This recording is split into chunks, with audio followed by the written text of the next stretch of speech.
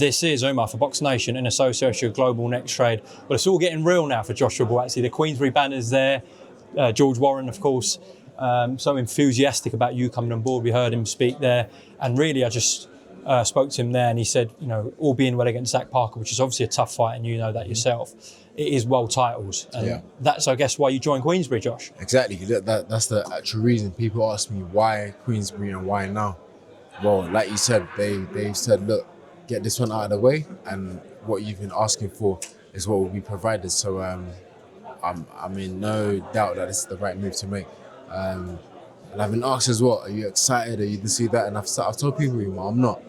The fight is weeks and months away, bro. I don't really get excited till closer to the fight. And it's it doesn't mean it's not important to me or anything, because this is the next most important thing. People ask people, what's your goals in 5 years, 4 years, 3 years? Bro, I got no goals, My next goal now is to win November the 1st. So if I come across that I'm not excited, it's because the fight is not around the corner, but this is the next most important thing to me.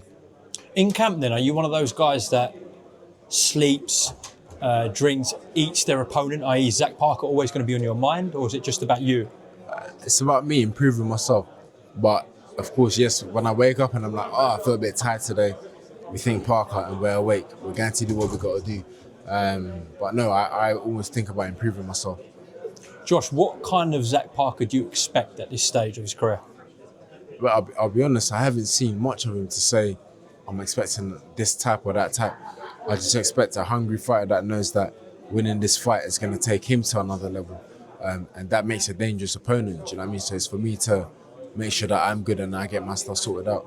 Okay, that's a fair point. You haven't seen much of him recently. I asked that because he wasn't a tremendous run a few years ago, kind of during lockdown. And then he fought John Ryder. Unfortunately for him, he lost that fight.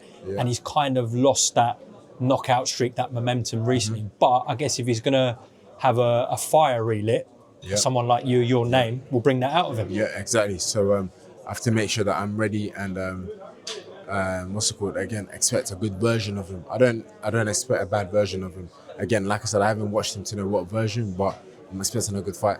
JB, to be headlining a big arena in the UK, the Co-op Live, November 1st. Tickets are on sale, I mentioned that as well. But yeah, you're the main attraction at a big arena, so it's a good start for you at Queensbury.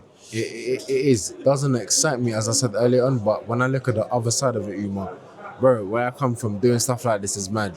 You don't end up in this position. My peers, my friends, people that I grew up, growing up, I didn't imagine doing stuff like this, you know what I mean? So from that point of view, you can't make it up. Do you know what I mean? It's something that I never ever thought would happen to someone like myself. But in terms of the fight and where it is, couldn't care less. Wherever I have to fight, I'll fight. Do you know what I mean? But doing something like this, I'm not underplaying it or taking it for granted, because it doesn't happen to a lot of people. You're from South Croydon, right? Yeah. When you were growing up, what were you thinking you were going to be doing? Well, growing up, thinking, I saw what was happening around me. I said, either I'm going to end up doing that or something, nothing meaningful. Do you know what I mean? And then when things began to get meaningful, I said, that's cool, but I never imagined it to be on this level. For example, I'll tell you one thing. Growing up, bro, I never, ever went to the O2 Arena. It's in South London. I always thought that's for big people. That's where big things happen. That's where the best people in the world end up. So it's something that I never went to. The first time I went there was White versus Joshua, and I was given a ticket to go there. So prior to that, I didn't think I could end up going to such a thing. Now I've fought at the O2 many times. I've headlined at the O2. So we just, bro, like, life has been mad, but I'm forever grateful for it. That's crazy when you say that. Like, you've never been to the O2 or seen it, and you grew up there, and then obviously you fought there, and you might be there, again one day. But I think that's an inspiration, not for anyone just from South Croydon or South London, but any youngster growing up. Yeah. Like, it is there, it's tangible, it's achievable. Very tangible, bro. And I'll give you another example. Looking at people on Sky Sports, people that went to the Olympics, I thought these guys are superhumans. You went to the Olympic Games, you represented a country in the Olympic Games. I thought the Olympics were like these special people. Do you know what I mean? So growing up, this is what I thought about it, until you grow up and you keep growing up and you've been to the Olympics, fought at the O2 Arena, come on Sky Sports. Do you know what I mean? So yeah, growing up these things in high school, I thought, how do you even get on TV? Like, how good do you have to be? What are you going to get on TV for? So what age did it switch? When did you realise, yeah, I can make something of myself here? Probably when I got when I won the Olympic bronze. That's when I told people winning that medal was what made me think, oh, okay. So even before when you went to the Olympics, you didn't think you'd do anything meaningful? No, before the Olympics, I was taking it as it happened. I was only in the team for 2 years. So where things were happening so quick, and the maddest way to summarize this now is before Brazil, the Olympics I went to, my life was a certain way. Getting on that plane, Umar, my life was a certain way going to Brazil.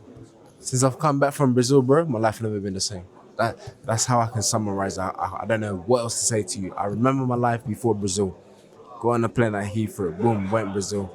My life was a certain way. Since we touched down from Brazil in 2016 August, life never been the same, bro. So that's how I can summarize it. It's crazy. I think that's a conversation maybe for another day, a proper interview about. For sure, bro, for sure. Definitely. Yeah, JB, sure. just before I let you go, I just spoke to George about it. He's obviously over the moon with what he saw on the weekend with Moses Itauma. Did you watch it? I watched it. Yeah, I watched it. We just finished training because it was in the morning in the States where we're at. And then we got home. No, were we home or were we in the gym? No, we were home. That's it. And I said, guys, everyone got ready, sat down to watch the fight. And it was a quick one. And credit to Moses, bro, he's a special talent. You can't say anything less than that.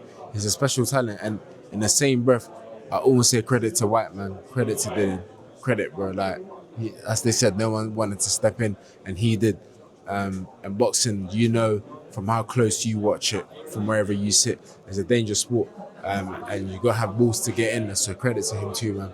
It's mad that we're talking about a 20-year-old potentially going in with Oleksandr Usyk next. Yeah. But do you think he could compete with Oleksandr Usyk now?